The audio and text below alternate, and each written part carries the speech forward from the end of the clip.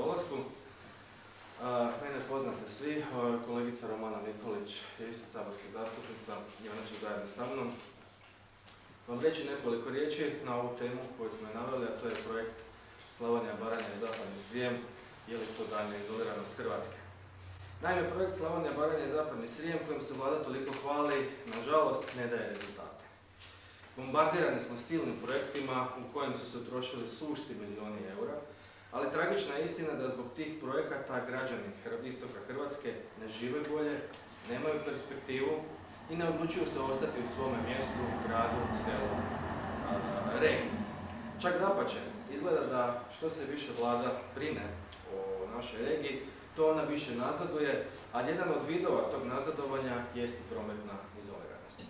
Prometna povezanost Slavonije sa ostatkom Hrvatske i razvijanje povezane infrastrukture ključni su i nužni za razvoj gospodarstva i kvalitetu života na istoku Hrvatske. Nedavno smo u medijima čitali o ukidanju noćnog vlaka iz Osijeka za Zagreb, koji kreće u 1 sat i 6 minuta sa presjedanjem u Koprivnici, čime se gubi još jedna željeznička veza s metropolom. Država mora poticati prijevoz, odnosno povezanost, pogotovo sa izoliranim dijelovima kakav je Osijek.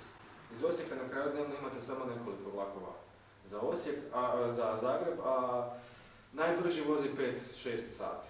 Dakle, katastrofa.